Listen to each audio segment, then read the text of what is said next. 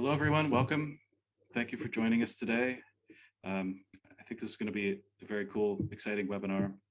We have two great speakers who have been doing some very interesting research, and I hope you will have some good questions to follow up. This is our second run at this, so it's really great to see Nancy and Sassan here again. Presenting this work. I think there might be some updates to what we've heard before in other environments. So looking forward to that. I'm Jason Funk. I, as of a week ago, became the strategy director for RED Plus at Conservation International. So still finding my feet there a little bit, but the two colleagues that are joining us today to talk about their research are longstanding colleagues and friends, and really glad to hear about their work and maybe what they're thinking about for the future. This webinar is hosted by American University Institute for Carbon Removal Law and Policy. And I've been working with that group for a couple of years now, and they're a great bunch. So you all have been invited here by American because of your interest in policies that are related to carbon removal. And I think the issues surrounding forests and their stability, permanence, and fluxes are really key to that conversation. So looking forward to hearing from these two folks. I should formally introduce them. Nancy Harris is going to kick us off. She is the research manager for Global Forest Watch at the World Resources Institute. She will give us a presentation on her recent work, and then that will be followed by Sassan Saatchi, who is a senior scientist at the Jet Propulsion Laboratory at NASA, and also with the California Institute of Technology, right? So we'll hear a second presentation, and then I will get out of the way and we will focus on the Q&A portion for the researchers. And looks like we are going to, we had hoped that there would be a Q&A function with this Zoom. That may not be the case, in which case, if we can't get that working by the time the Q&A session starts, then I would ask everyone to submit your questions via email to the following address, icrlp@american.edu. And we have Jen Brown there who will help us to compile those questions, and then I'll sort of facilitate the discussion to raise those questions with the two researchers. I'll repeat those instructions when we get to that segment so that everybody knows what to do. We still have some people joining in, and glad to see a lot of participants today, which I think reflects a serious interest in these topics. So with that, I will pass it over to Nancy to take it away. Thanks, Jason. Let me get my setup here. Let me know you can see my screen. Good? Yep, that looks great. All right, great. Okay, so hi everyone. Thanks for joining this webinar today on a Friday afternoon. I know it's beautiful out and warm in DC, so you're dedicated. I'm going to go pretty quickly through the main features of a paper that we published about a year ago now that maps global forest carbon fluxes in the 21st century. And then Sassan will go through a very complementary analysis to what we did. And then, as Jason said, we should have plenty of time for discussion at the end. So if I don't cover something here and you have burning questions, I promise we will get to them. Okay, so I'll just spend a couple of slides here on the origins of how all this work started. Some of you may be familiar with Global Forest Watch, which is an initiative out of the World Resources Institute that launched back in 2014 with the first globally consistent map of tree cover loss since the year 2000, shown here as all of the places with tree cover loss are pink pixels. And these data were produced from Landsat imagery, satellite imagery, by Matt Hansen's lab at the University of Maryland. And so this research team has been updating this data annually ever since. So we should be getting 2021 data, the next year of loss in this time series since 2000, sometime next month. So we will launch that on Global Forest Watch. And so when we first launched this data back in 2014, the reception to the data was a little bit mixed. We had the tropical conservation community cheering very loudly, celebrating this fact that we now have this consistent and freely available and high resolution product for monitoring tropical deforestation. And back then, this was a really big deal. So anybody anywhere could now go online and see tropical forests cleared. But then we also have the forest product industry, which operates primarily in countries at higher latitudes. And they were not such a fan of this data and kind of scorned us for showing tree cover loss in forests that were clearly being managed sustainably. And what we were doing was spreading this misinformation and providing alternative facts, to borrow a Trump era term, to the standard narrative that forestry in these places is sustainable.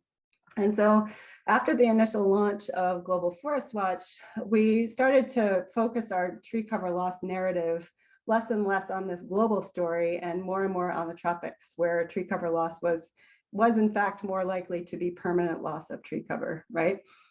And so our first foray into putting some carbon numbers on this data was we commissioned a group, Woods Hole Research Center, to create a tropical forest biomass map that we could combine with tree cover loss to estimate emissions, or how much carbon dioxide was being released into the atmosphere as a result of these trees being cleared.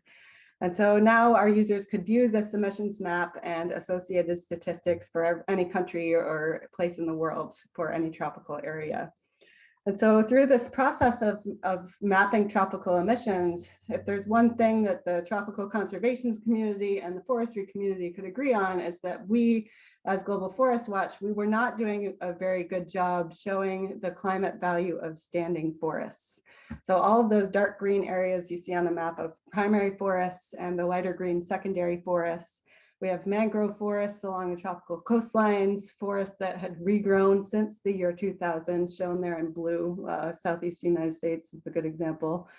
And so in the tropics, we're starting to get higher and higher resolution satellite data from satellites to estimate emissions, but we didn't have any information about carbon removals happening in those forests that were not being cleared.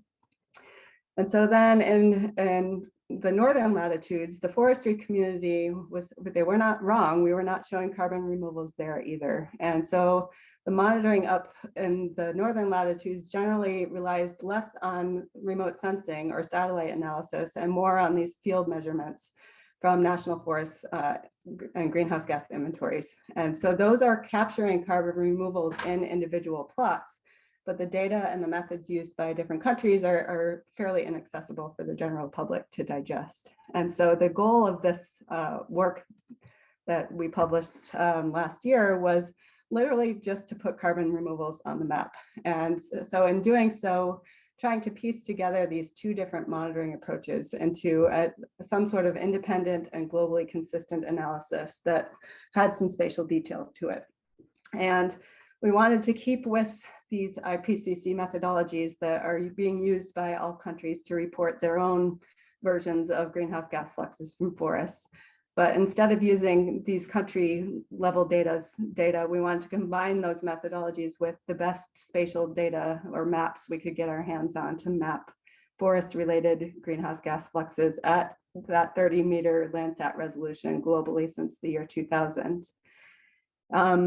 So I'm not going to get into all the technical details of how we did the analysis, but this slide is just an example of some of the data sources that the research community has produced over the last several years, that all of these address some aspect of the forest carbon cycle, and all of them are based on these remote sensing inputs, but nobody was putting them together into this coherent framework yet. And so that's what we did, knowing full well that these data would continue to be produced as the years pass. We wanted to build this model that was flexible enough to be able to substitute in new and better data as and when it becomes available. And that we're actually in the process of doing that right now. So as far as results, we have our global map of forest greenhouse gas emissions. And because the tree cover loss data that form the basis of this analysis are annual, we can break down those emissions by year and see that globally, emissions have increased from less than 5 billion tons of CO2 per year to more than 10 billion. And so just to put some perspective on those numbers, also shown here are the annual emissions for the 3 largest country emitters. So that's a lot of emissions. And those emissions are all from all forms of forest disturbance. So yes, tropical deforestation, but we also have emissions from forest fires, harvest emissions, et cetera. So basically anything that's being picked up by the Hansen or the tree cover loss data is included in this emissions estimate. So mapping carbon removals is more challenging because you can see pretty clearly those abrupt losses of tree canopy in satellite imagery. And those losses are contributing to this large pulse of emissions. But as new and regrowing forests, they accumulate carbon slowly over decades or centuries, and satellites are less good at picking up those subtle longer term changes, although Sassan's going to talk about that next. So our carbon removals map reflects this long-term 20-year average pieced together by linking those field plot measurements collected in specific places to maps of different forest types and age classes. And so we didn't have the data available to be able to map annual trends and removals like we did for emissions. And the effect of this approach that we took is we can't really see as much spatial variation in this removals map as we had in the emissions map I just showed, because the rate of carbon accumulation in forests, we didn't have as good of a spatial map as we did for the emissions side. And so if we subtract global emissions from global removals, we get this map of net forest greenhouse gas flux. And so those values can be either positive, where carbon going into the atmosphere is greater than carbon removed from the atmosphere, or that net number can be negative, where the carbon being sequestered by forests is greater than the carbon that's emitted from these various disturbances. And so just like back in the early days of GFW, where we were just showing only tropical emissions, we're still in this global version of the map, we still see those high emissions in places with high deforestation rates, like Brazil and Indonesia, Congo Basin. But we're now also seeing those facts as the foresters see them, that many, not all, but many forests throughout the world are removing more carbon from the atmosphere than they're emitting. And the important point here is that these forests don't appear to be changing much, if at all, over year to year in satellite imagery. And so they're pretty easy for us to ignore. Oh, it's just forests. But that is not to say that these forests are not important for the global climate, right? They're super important. Standing forests are removing huge quantities of carbon from the atmosphere every year just by growing, absorbing about 1/3 of the emissions that we put into the atmosphere every year. And so we wanted to be able to show that on a map. And the more we stop this removal process from occurring, the worse climate change is going to be. And so what's nice about these new data is that we can calculate emissions and carbon removals for any area of interest globally. We're not limited only to having one number per country anymore, as we were for some other databases. And so, for example, the 3 major rainforest basins, only the Congo Basin continues to be a relatively strong forest carbon sink. According to our data, the Amazon Basin is nearly carbon neutral. Some other studies have shown it's already flipped to being a net carbon source. And Southeast Asia, in our data, also forests there are a source because of a lot of deforestation, conversion to oil palm plantations and timber and other drivers.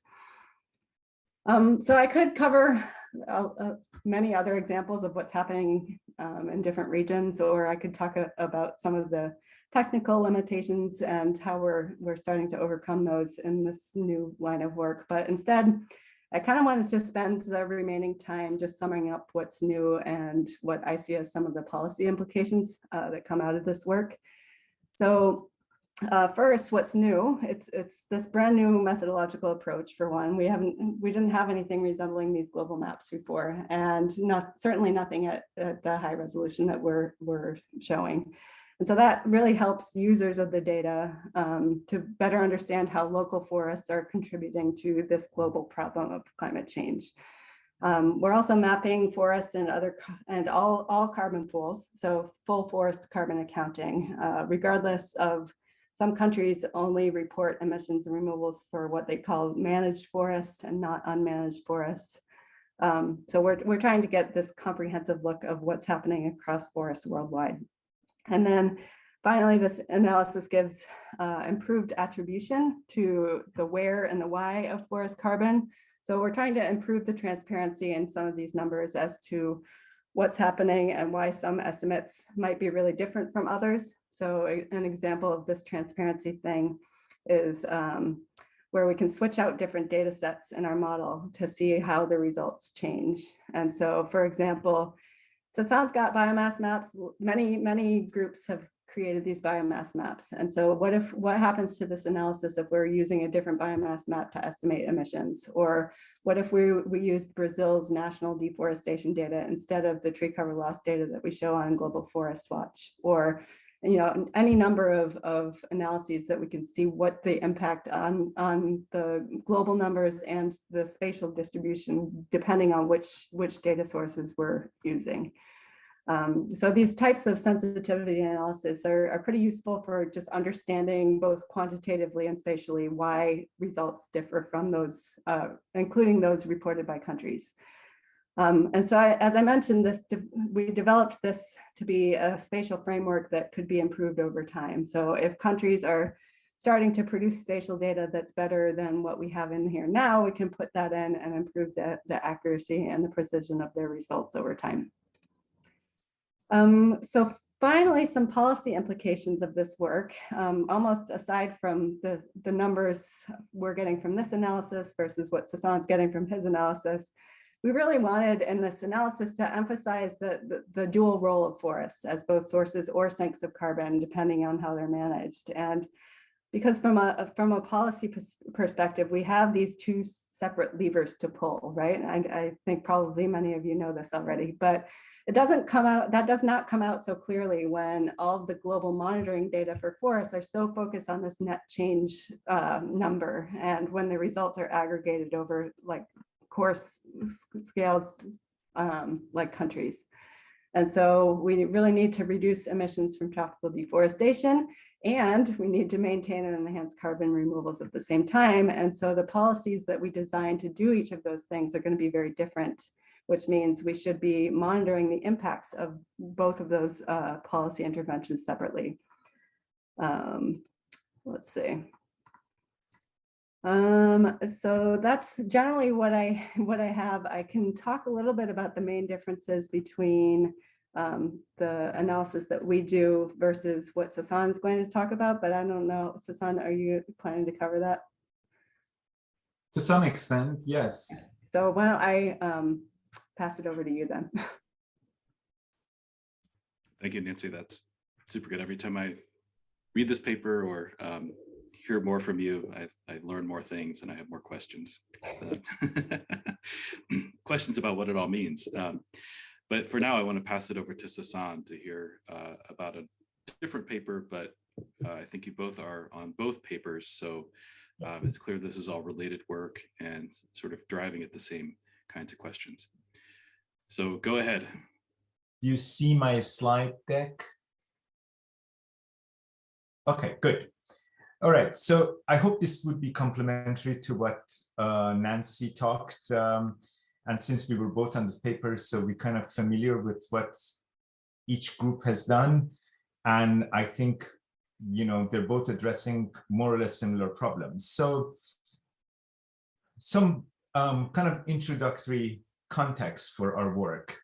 If you look at what every year has been published as Global Carbon Project, looking at the balance of the carbon in the atmosphere or its budget, you get this figure. And that figure shows that there is fossil fuel in the atmosphere is increasing. There is a net land use effect that comes from bookkeeping model, is this red line here. And there is a net ocean sink that is here, the blue line. And this is the amount of the atmospheric growth rate that is being measured in the atmosphere. So this is probably the most accurate measurements we have what's going on in the atmosphere. And that's most of the policies is based on this, it is growing. Now, fossil fuel element is also relatively accurate, at least in the Northern Hemisphere. So if you look at this curve, you see something. All of these plots, the curves that you see here, they have very smooth variations over the whole past, 40, 60 years, except what's happening in the atmosphere, which is the true measurement. It jumps up and down all the time, and it has a huge variability. Now, Global Carbon Project says that this variability is in the carbon sink. It's basically coming from land. Ocean doesn't have elements that would have such a strong carbon sink variability. And the land use might have some, but at least it doesn't show up here. So one of our goals was to really do this problem so we can also address what is going on in the atmosphere and if it's attributed to land, where. If you look at the land use component of it, there is a large uncertainty that's coming from the bookkeeping model. And bookkeeping model basically uses a lot of data that is reported by the countries and then tries to have some models in terms of what goes into the atmosphere, what doesn't go to the atmosphere. And it used to be only one bookkeeping model from the HNN, which is the Houghton group. And then now there are 3 of them. They look like they're getting close to each other. They have some variability, but compared to the global variability on what's going on in the atmosphere, it's still minimal. And there are a lot of issues that has been addressed in all the bookkeeping model. The people who work in the model, they're extremely aware of what's going on. It's uncertainty in the data sets that is provided, and what is the forest definitions, how we calculate emissions, and how we let it go to the atmosphere now compared to 10 years from now or 100 years from now. So there are a lot of issues attached to it. And we don't have also a good grasp of what is causing the forest uptake after the land use. If you look at it globally, you see this picture that's been published by Grassi in 2 of his paper. One is what IPCC assessment report shows as numbers in terms of the net land-related global anthropogenic fluxes. It's up here. What is reported by the national inventories is down here. And that has a huge implications when you go up in the future in terms of what's going to happen in our land sink and what are the attributions and how we're going to really develop policies around it. There are some cartoons here that tells you, what is anthropogenic, what is natural. It's kind of a little bit of a complex thing. What is the definition of the forest and how managed and unmanaged forests are defined? There are a lot of issues attributed to these things. So we basically worked to see if we can have a contribution to solve part of the problem. So this is the paper that we did on global changes of the forest carbon over the past 20 years. So we basically followed the IPCC guideline. There were 2 methodologies defined. One of them is the gain loss method that Nancy used, having a carbon estimate at some time and then bringing the activity data, calculating the emissions that going from the activity data, and then using some level of numbers for the removal and balancing the budget through time like this.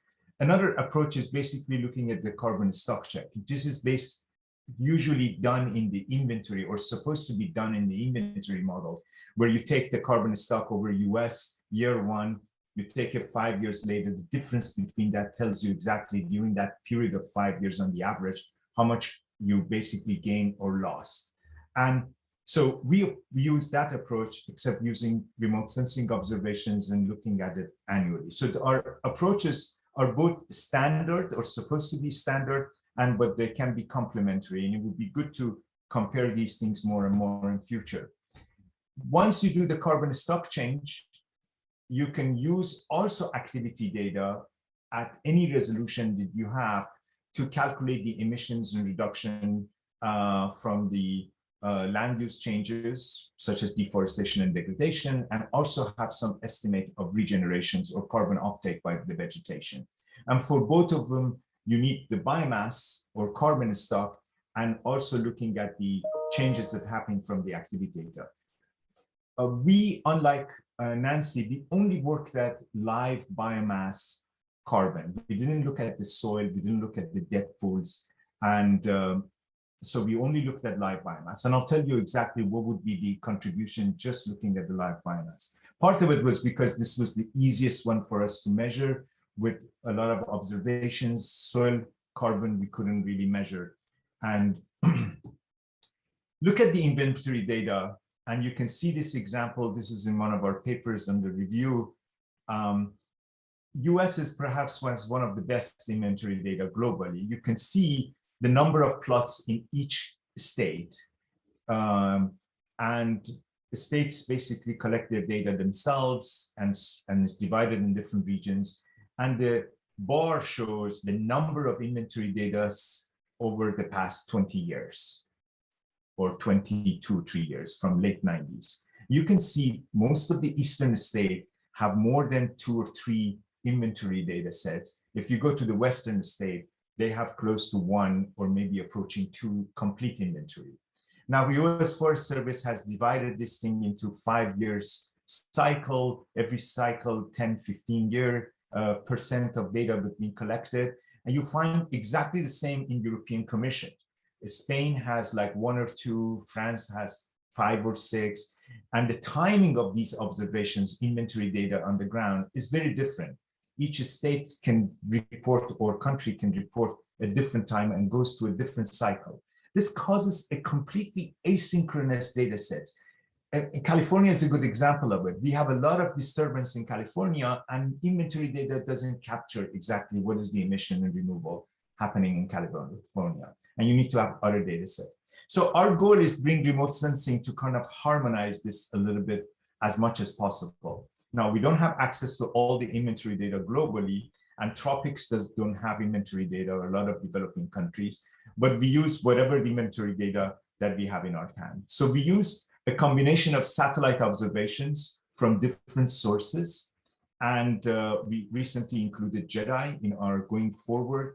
And we use a lot of inventory data. So one of our satellite observation is the LiDAR. We use the GLASS data, which was before, and that covers the global forest and vegetation more systematically. We used a lot of urban LiDAR data collected, especially in the tropics, which is systematic to go into the picture. We also included a lot of plot data, close to actually 100,000 if you include US and other countries, and any sample plots that we have. So putting that in a kind of machine that includes a lot of imagery, and we basically went at the scale, but close to 10 kilometer by 10 kilometer. And this is the reason we went to that scale, because we can mimic what happens in the inventory data on the ground. So if you look at the inventory, they take an area and they put systematic plots there, and they estimate the mean biomass of that forest or vegetation in that plot. With the satellite, we have a similar type of approach. So we can get this part of the carbon stock nailed down more accurately, similar to that, to the ground measurements. But we also have detailed high resolution up to 30-meter data with what is happening in terms of forest cover chain, in terms of activity. If we combine those two systematically, we should be able to see the carbon stock change at 10 kilometers, where our errors go down significantly, and we get close to an unbiased estimate annually at that 10 kilometer. And then we can include activity data to measure the changes. So if you look at this global annual estimate of carbon stock, you get this picture. You get this is basically the trend. You see the slope. Some of the areas are losing carbon, some of the areas are gaining carbon. And you can see that at each 10 kilometer resolution globally. And but the changes that you see here, it comes both from land use changes and environmental changes. We really cannot separate that. That's the key thing to say here. We see whatever changes are happening, and we're not separating that. If you take the, I don't know where it's jumping. If you take the activity data from forest clearing, from fire, and some level of degradation, we didn't include all the degradation in terms of logging. We didn't have data. We use whatever data to basically take that over tropics, taking these things into account and also including non-forest, because our biomass map includes all the vegetation globally. Then we get some estimate of emission from these components. And those estimates have also large uncertainty around them on the annual. So you can see the trend, but maybe jumping from 1 year to a year, there might be some significant error on that. So we quantify all of those uncertainty. You can produce these data set at the national level, at the country level, which is important because you can see what each country is doing. And there the error becomes much better and easy to handle. We can see exactly the gain and losses that are happening in different countries. You see Brazil in the tropics and Indonesia are on average losing carbon. It doesn't mean they're not carbon sink. As Nancy said, these forests are sitting there absorbing carbon, but their biomass, they're losing because there are a lot of deforestation and degradations happening, and maybe some effect of climate as well. On the regional scale, we can also produce this. This is the data that shows our estimate versus Nancy's estimate. You can see that more or less we are in the same ballpark, although there are differences. And it would be nice to see exactly where the contribution of those differences comes in. And we can talk about it in the discussion part of this webinar. Amazon is kind of losing carbon. It's a small sink, depending on how you calculate the uncertainty. Congo Basin seems to be a kind of robust sink. And then Southeast Asia has been a source, and it shows up in both of our data sets. Now we can put all of these things together now. And this is an important thing. We can get the carbon balance done. Now, if we take over the past 20 years, the emission from fossil fuel, now instead of doing net carbon, now we have gross numbers. That means, and this is a good picture to see, almost 8 or 9 petagram of carbon goes from fossil fuel. Land use contributes close to half of that. And the number is extremely important too, because in the bookkeeping model, they say 1 petagram because that's the net. But the gross is important because that's how much goes to the atmosphere. And we need to reduce that as much as possible. Now, if we take what is going on in the atmosphere and also assuming ocean is correct, then we see something close to 6 petagram of sink in the land, the gross sink. Our contribution of live biomass is about 5 petagram. Now, this one, we didn't include dead pools or anything, but we put some number here as an unknown.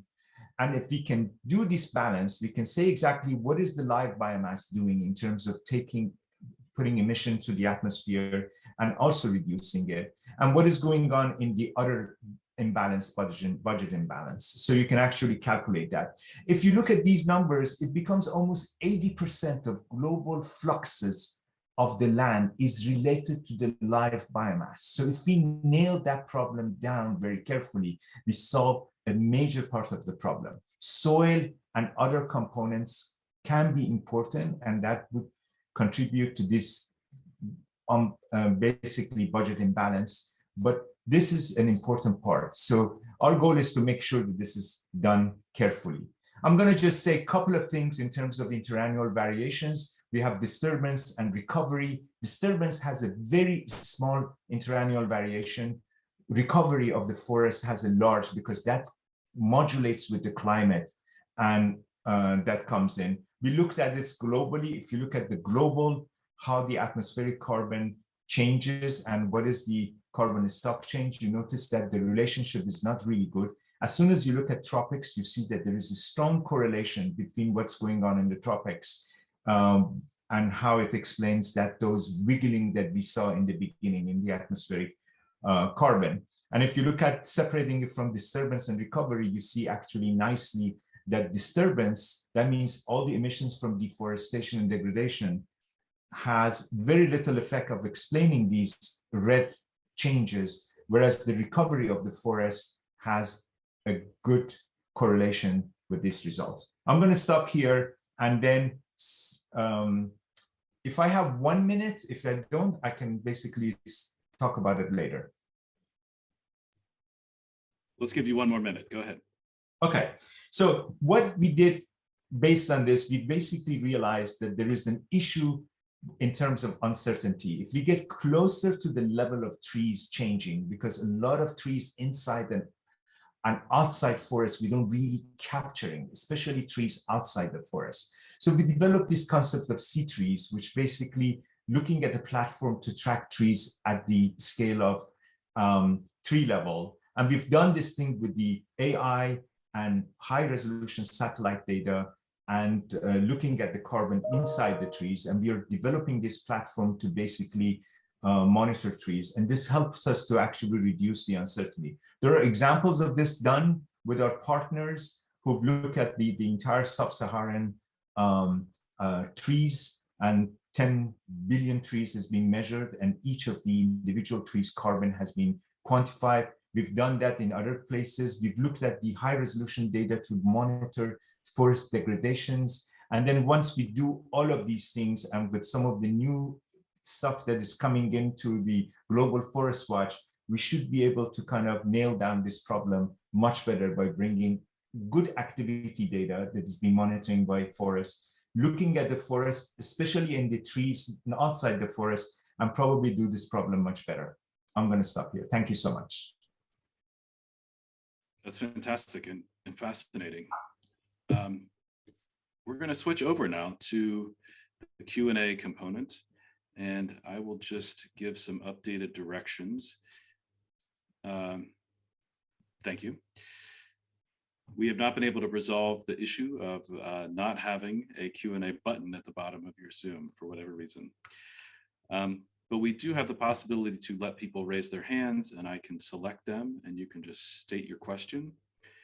And then we also, as I mentioned earlier, if you want to send your question in writing, you can send it to icrlp@american.edu. And Jen will take a look through those emails and then hopefully weigh in and bring us in some questions if people choose to go that route. I want to kind of kick things off. You do have, go ahead and use the raise hand button at the bottom of the screen if you want to get in the queue for a question. My top line open-ended question for the two of you is just like, what were the biggest surprises to you when you did this research? I saw some things that were kind of interesting in terms of geography. I saw that places in northern Canada, for instance, were a source in both of the studies.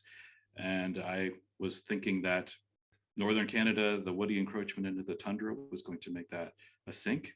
And so I'm curious about things like that, either geographically or maybe just in terms of scale or anything. And either one of you can answer that. Maybe I can start. I think the emissions in the northern latitudes were a surprise to many people who saw those maps, because we're so used to thinking about emissions as a tropical problem. And so people just tend not to really think about all of the wildfire that's happening up in Russia and Canada. And when you start showing what's driving these tree cover loss trends up there and what, you know, the emissions that are resulting from it, is sort of eye-opening for a lot of people who are not used to thinking about northern forests as sources of anything other than wood. Yeah, to just add to that, the few years ago, there were all these papers published that the growing season is increasing in the boreal forest because of the warming. So therefore, these forests are actually uptaking more carbon. And that might have been kind of the story of late 90s and maybe early 2000s, but climate change has really impacted these forests. So large scale fires in Alaska and Canada and huge insect mortality as devastated. And remember, for most part of the boreal forest in Siberia, we have very little data in terms of the ground measurement. So it's showing up there. Now, talking about tundra, it is true because of the warming, there is some woody encroachment, but it's such a slow process.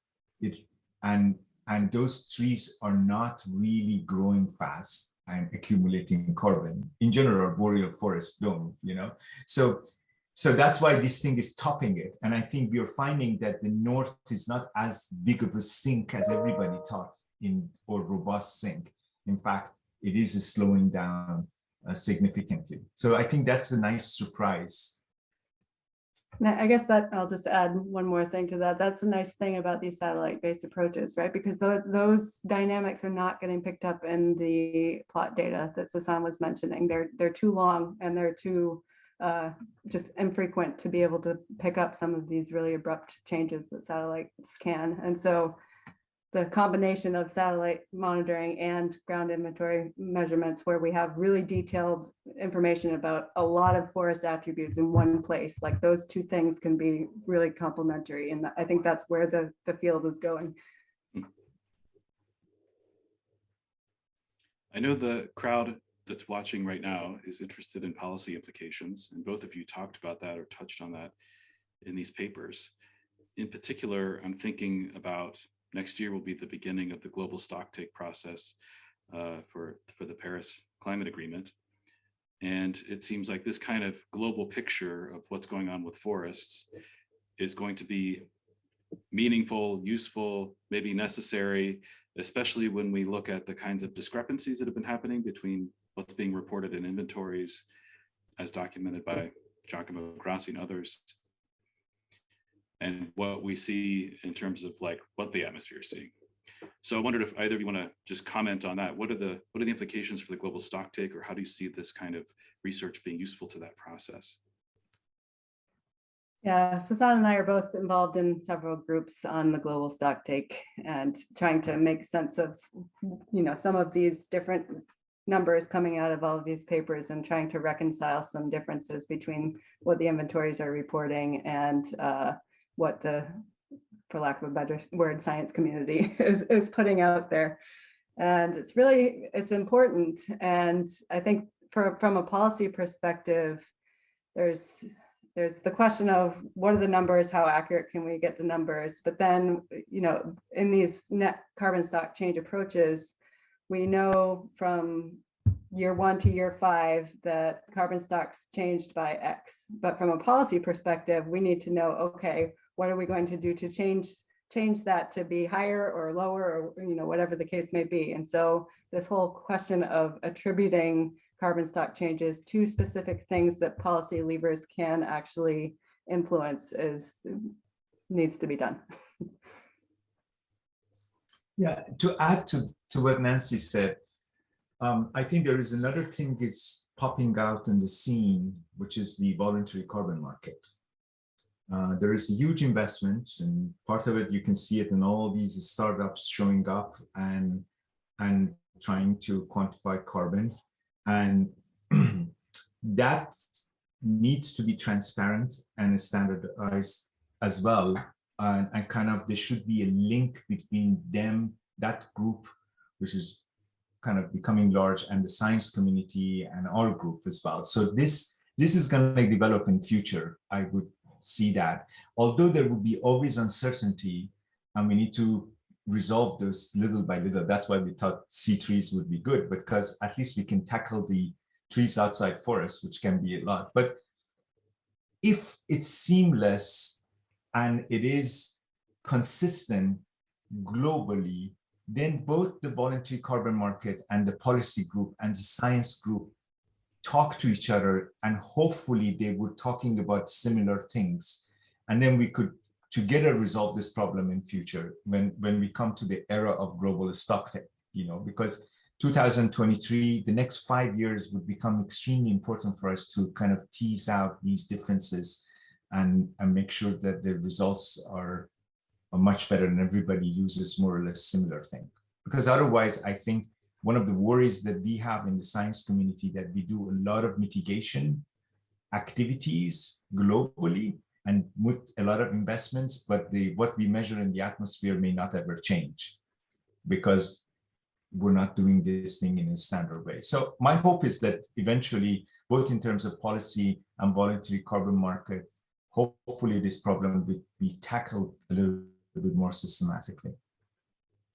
Yeah, I think the voluntary carbon project space has also pushed the remote sensing community towards higher and higher resolution kinds of analyses, right? And so I think there's a question of, is higher resolution always better? And so you're increasing your uncertainties at the project scale without ground measurements. And so we've got these 10-meter land cover maps that are really, really detailed.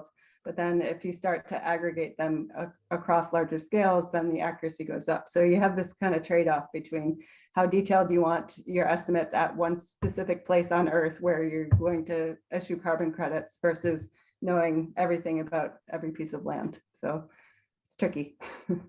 Yes, multi-dimensions is probably much better to know something at the coarser resolution and finer resolution and see if exactly they're coming up to, say the same thing. We do have a couple questions coming in.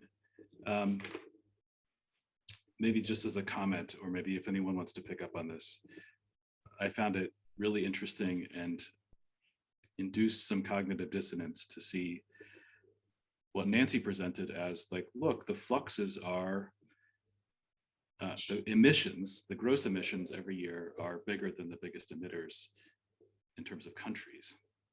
At the same time, Sassan, the other paper shows that, I think if I remember, it's like 0.1% of the stocks are changing every year. And that means, back to the beginning of this assessment in 2000, there's still about 98% of that carbon still there. So just the vastness of the carbon stock compared to the fluxes, which are also large compared to other things, it's hard to hold those two things in my mind at the same time. But this is what's really happening. So I find it fascinating. And I think we haven't necessarily thought about that second piece enough, about the stability and durability of those stocks because of their size. And what grabs the headlines is huge fires and pest mortality and droughts and the loss. That's sort of the gut-wrenching and attention-grabbing aspect of this. But we're not thinking about what's happening. And in fact, I've noticed that even in IPCC reports, the conventional wisdom that, hey, these stable forests, they're intact, they're not doing anything, they're in equilibrium, that keeps getting reiterated time and time again. And both of you pursued an analysis that didn't take that approach, that sort of acknowledges the fact that removals are still happening in those areas. So I should stop speaking and turn over to some of the people who have questions. Jean and Ben have raised their hands, so I'm going to start with Jean Meyer, and I will let you speak. We also have a couple questions that have come in from over email, and so we'll ask Jen to read those out in a minute. First, I'm going to turn it over to Jean to ask your question. You should be able to speak if you unmute. Yes, I got the option to unmute. I wasn't sure if that was going to be possible. I also sent an email in, so with the same question, but I know the focus is on carbon, and this is very impressive, and I'm still trying to wrap my mind about all of the details that you presented. But, I noticed there was, you showed the Congo with the sink trend, as well as the Russian forest with a sink trend, I believe. And I was just wondering, I've also heard of like in Siberia, there's a lot of thawing out of the land that is emitting methane. So if carbon is part of the thing, but greenhouse gases in general and climate warming is the overall concern, I think. So how do we take into consideration, or is there, I know you've already got a complex project, but is there any thoughts about maybe adding other greenhouse gases to consider how they add to the picture, like methane? Nancy should say that. That's a great question. So sounds like, Nancy, you take this one. So in our analysis, we did attempt to include methane and nitrous oxide emissions. And so those are included in our estimates, but mainly only for forest fires. And so as Sassan pointed out, our analysis focuses only on the forests, whereas their analysis focuses on all lands globally. But both of our analyses do not deal with this whole melting permafrost methane emission, methane bomb question, and neither do the IPCC reports. I mean, a lot of the emissions from permafrost thaw are kind of a elephant in the room in these climate models, that they're not dealing effectively with what we know is going to happen as climate warming continues. So it's an important problem, and I know that groups like Environmental Defense Fund have Jason's smiling, have projects related to better monitoring of methane emissions, not just from permafrost thaw, but everywhere. Yeah, there is the methane issues. It's getting some tractions. There are a lot of groups are coming in. Satellite data are becoming much better in terms of collecting data on the methane, both from the natural, like wetlands or the boreal permafrost and stuff, but also the super emitters, which is a lot of leak from that as well. So it is still a scientific puzzle that this methane increase, where are the major sources of it? So, but I think it's getting better and better.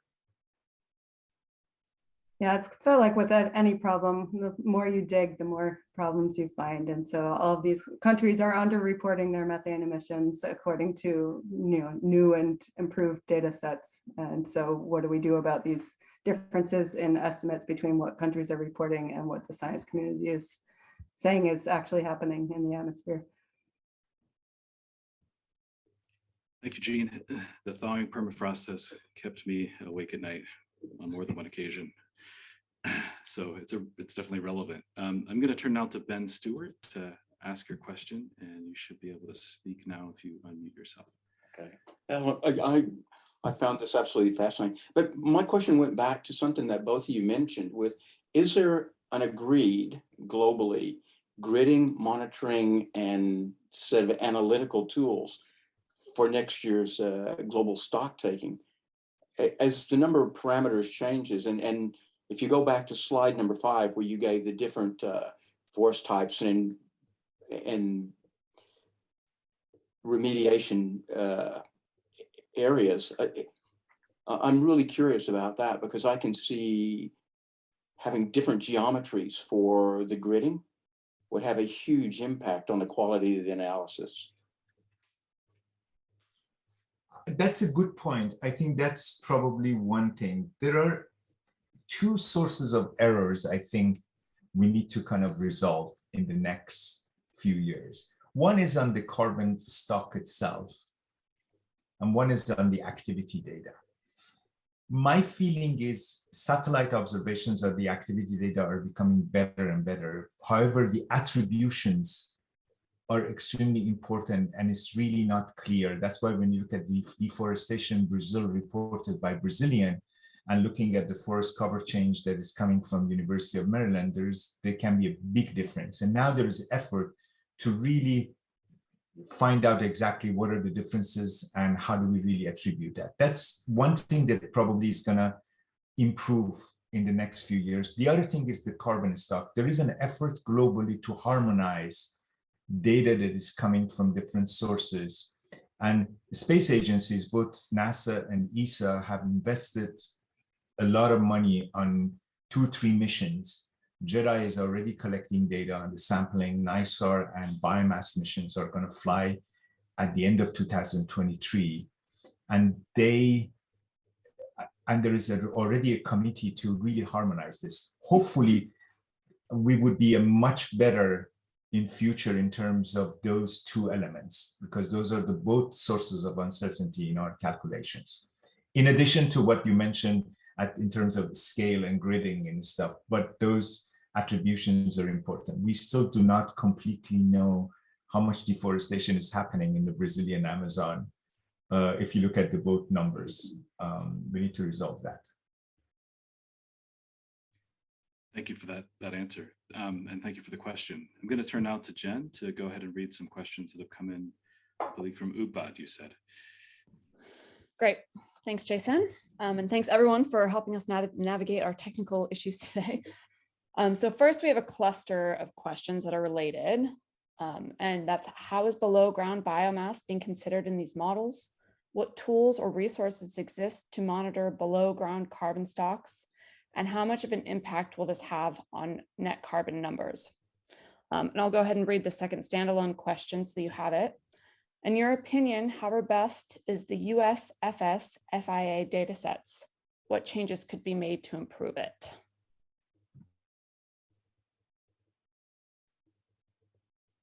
The second one is a juicy one, I know.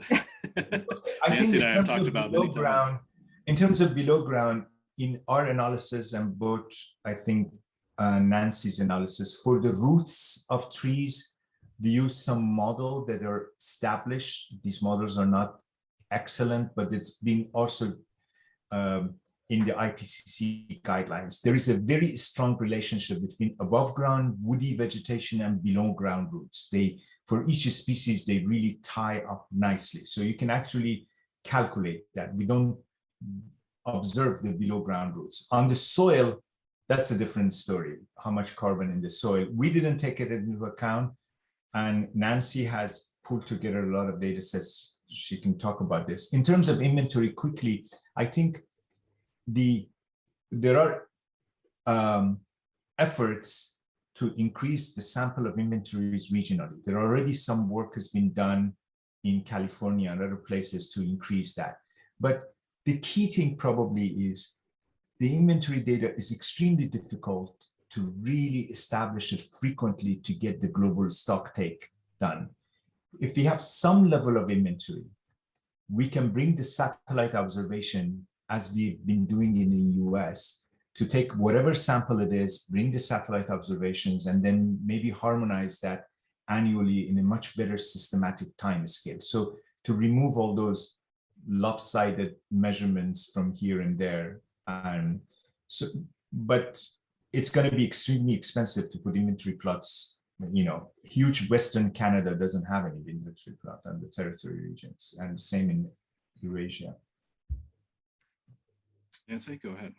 Yeah, so our, same as Sassan said, for the below ground root portion, we use these pretty well-established models that link root biomass to above ground biomass. And then in terms of the soil carbon pool, also below ground, there are some maps that have been created by groups like ISRIC, many soil carbon maps that kind of use soil carbon measurements from the field and combine those with some spatial data to map soil carbon stocks.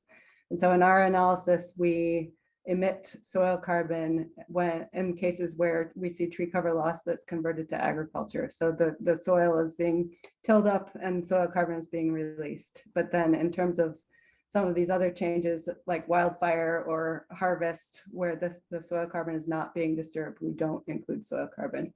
But a lot of the soil carbon stock change questions are outside of forests. So what's happening in terms of changes in soil carbon in grasslands and croplands. And so WRI is starting to, extend past the forest space and look at some of these non-forest land uses and what's happening to the carbon and the greenhouse gases there.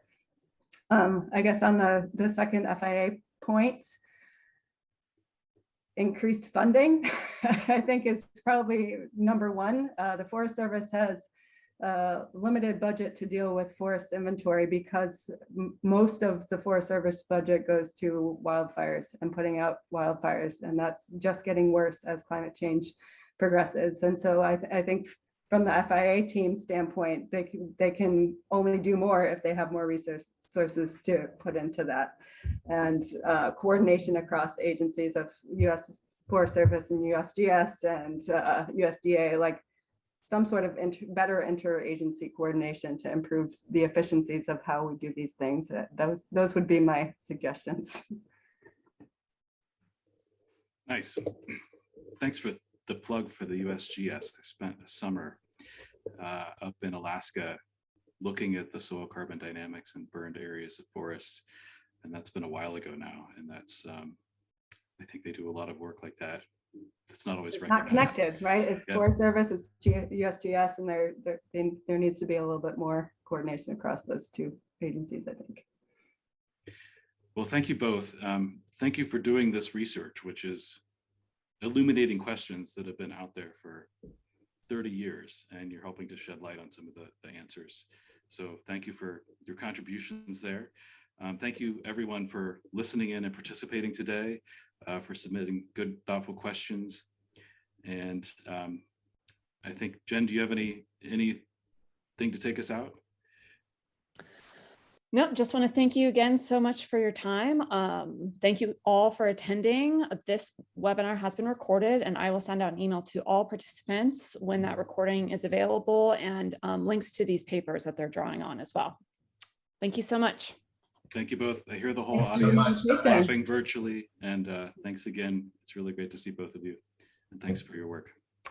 Right. Bye-bye. Bye.